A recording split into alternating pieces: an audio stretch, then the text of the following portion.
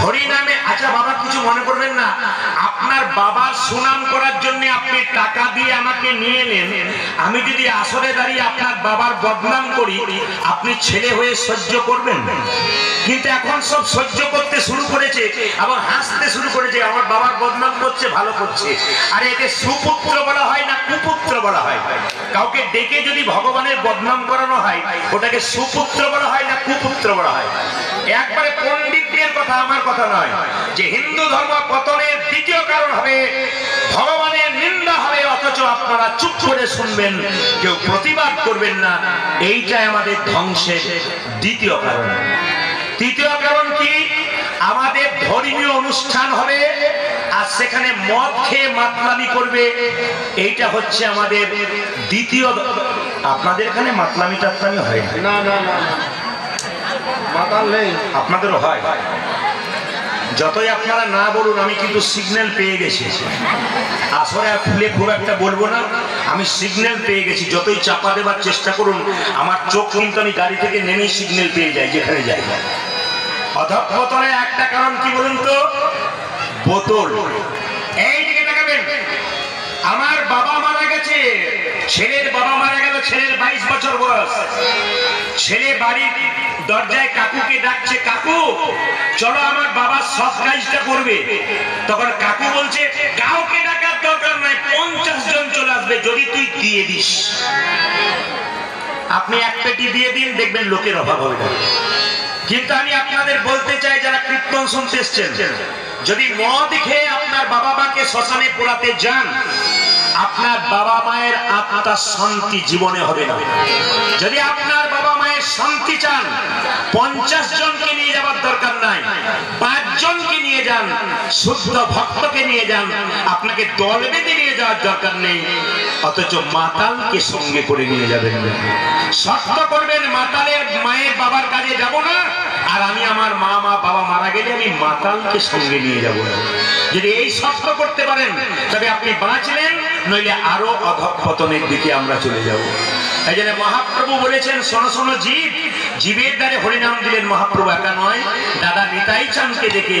এই যে দাদা যাকে দেখবে তাকে হরিনাম দেবে কিভাবে? নয়নে দেখিবে যারে কৃষ্ণ নামে দেবে, নয়নে দেখিবে কৃষ্ণ নামে দেবে, নয়নে দেখিবে যারে কৃষ্ণ নামে দেবে, নয়নে দেখিবে যারে। একটাও নাই, আমাকে তো ঘুমতে হচ্ছে, কোথায় কোথায় রয়েছে দেখতে হচ্ছে। আচ্ছা বেশ ভালো কথা। আচ্ছা আজকে বৃহস্পতিবার, সব নিরামিষ খেয়েছেন তো? আমি কিন্তু মাছের গন্ধ পেয়েছি। এইদিকে তাকাবেন, বৃহস্পতিবার কারা কারা নিরামিষ খেয়েছেন হাত তুলুন। যারা যারা বৃহস্পতিবার নিরামিষ খেলেন পরিষ্কার শুনে নিন, তারা গুরুকে সম্মান দিলেন, এটার নাম গুরুবার। এই গুরুবারে যিনি আমিষ খান তিনি গুরু হত্যার সমান পাপ ভোগ করেন। আজকে হচ্ছে গুরুবার, বৃহস্পতিবার দিন যতই আত্মীয় আসুক স্বজন আসুক পরিষ্কার বলে দেবেন তুমি আজকে এসেছো, তোমাকে 5 রকম ব্যঞ্জন করে খাওয়াবো, কিন্তু আমিষ খাওয়াতে পারবো না। কেন? গুরুকে অপমান করা হয়। এই জন্য বারবার বললাম গুরুবারে যেন কারো বাড়িতে নিরামিষ হয়, আমিষ না হয়। আপনাদের এই এলাকা তো হয় কিনা জানি না, আমি বাঁকুড়া পুরুলিয়া বিভিন্ন জায়গায় যাই, ওদের 2 দিন কীর্তন হলে একটা নিয়ম আছে, গ্রামের ওই মাথাতে একটা পোস্টার দেবে আর গ্রামের ওই মাথাতে একটা পোস্টার দেবে। ওই মাথাতে পোস্টারে লিখবে যদি কোনো মাছ বিক্রেতা 2 দিন এই গ্রামে প্রবেশ করে তাহলে তার 5000 টাকা জরিমানা। আর এই পাশে লেখা আছে যদি কেউ মাছ খায় তবে তার 10,000 টাকা জরিমানা। ভয়ে বলে 2 দিন খাওয়ার দরকার নাই, পরে খাবো। কেন? এইরকম শক্ত যদি আপনারা হতে পারেন তাহলে ধর্ম টিকবে। আর যদি মনে করেন যে যা খুশি সে তা করছে, কোনো স্বাধীনতা আছে, তাহলে অসুবিধা নেই। 2 দিন মহাপ্রভু আপনার গ্রামে এলো, অথচ লজ্জার ব্যাপার এই 2 দিনে যদি কেউ মাছ মাংস খায় তার মতো ঘৃণিত ব্যক্তি পৃথিবীতে আর কেউ নেই। না না আমি বলি নাই, মহাজনরা বলেছে, তাদের কথাটা মুখস্থ করে বললাম। আজকে মহাপ্রভু এসছে, আগামীকাল মহাপ্রভুর জন্মদিন। সবচেয়ে লজ্জার ব্যাপার যদি এই 2 দিন আমাদের বাড়িতে আমরা নিরামিষ না খেতে পারলাম তাহলে আমাদের জীবনে আমরা উন্নতি কি করলাম? শুধু কি পশুর মতো খেলাম, ঘুমালাম, কর্ম করলাম, এটা মানুষের কর্তব্য? আপনারা মানুষ মানে কি জীব শ্রেষ্ঠ, তাই তো? সবার চাইতে জ্ঞান বুদ্ধি বুদ্ধি আমাদের বেশি আছে, আমাদের বিবেক বেশি আছে। নিতাই চাঁদ বললো নিরামিষ খেতে হবে। আচ্ছা বাবা, কিছু মনে করবেন না, যারা সারা জীবন নিরামিষ খায়, শুনবেন ভালো করে, অনুকূল ঠাকুর বলেছেন যারা নিরামিষ খায় তারা বট গাছের মতো, ধীরে ধীরে বাড়ে, বহুদিন পরে মরে। আর যারা আমিষ খায় তারা কলা গাছের মতো, বেটা হুড় হুড় করে বাড়ে আর হুড় হুড় করে মরে। দেখে নেবেন আপনার এলাকায় যারা পরম বৈষ্ণব আছে, আমার এলাকায় দেখেছি 90 বছরের বৈষ্ণব সাইকেলে চেপে চলে যাচ্ছে। জিজ্ঞেস করলাম সারা জীবন, বলে সারা জীবন মাছ মাংস পেঁয়াজ রসুন দেখলাম না, ডাক্তারের খাতায় নামও লেখালাম না। সুস্থ শরীরে যদি বহুদিন পৃথিবীকে দেখতে চান, আপনাদের কাছে নিবেদন রইল আস্তে আস্তে নিরামিষের দিকে এগুন, দেখবেন আপনার জীবন কত সুন্দর হবে, আপনার স্বাস্থ্য কত ভালো হবে, আপনি অন্যান্যদের চেয়ে আরো আনন্দে বাঁচবেন। শুধু প্র্যাকটিক্যাল 1 মাস করে দেখুন, আর বেশি দিন করার দরকার নাই। যদি ভালো না লাগে আপনি খাবেন, আমি আপনাকে খেতে বারণ করিনি। কিন্তু একটা কথা আপনাদের বলবো, কালকে আসলে বলেছিলাম সিরাকোলে, কি বলেছিলাম, কে কে মাংস খান হাত তুলুন তো। একজন মেয়ে একবারে দাঁড়িয়ে উঠে বলেছিল আমি খাই। আমি তখন বললাম আপনি যে এমনি করে দেখালেন আপনি খান, আপনার কটা আঙ্গুল? বলছে 5টা আঙ্গুল। আমার তাহলে এক কাজ করুন, 1টা আঙ্গুল কেটে আমাকে দিন, আমি ঝোল করে খাবো। বলছে না, তাকে বলবো তোমার আঙুলটা কেটে আমাকে দিলে তোমার কত ব্যথা হয়। যে পাখিটাকে কাটছো, যে পশুটাকে কাটছো, তোমাকে রাস্তায় ধরে কেউ চুলের মুঠি ধরে যদি কাটতে যায়, তোমার যেমন জীবনের প্রতি ভালোবাসা আছে, ওই পাখিটারও তো জীবনের প্রতি ভালোবাসা আছে। বিচার করবেন, যারা জ্ঞানী আছেন তারা বিচার করবেন। তারও তো পৃথিবীতে বাঁচবার আশা আছে। কাউকে খেয়ে, কাউকে কষ্ট দিয়ে পৃথিবীতে কেউ কোনদিন সুখী থেকেছে? জোরে বলবেন হ্যাঁ না। এই জন্য আমি বারবার আপনাদের বলবো, চেষ্টা করবেন আপনারা নিরামিষ খাবার, হুট করে ছেড়ে দেবেন না। কাল থেকে ছেড়ে দেবো তা নয়, আপনি ধীরে ধীরে ছাড়ুন। কালকে আগামীকাল দোল পূর্ণিমার দিন, আগামীকাল মহাপ্রভু এসছেন।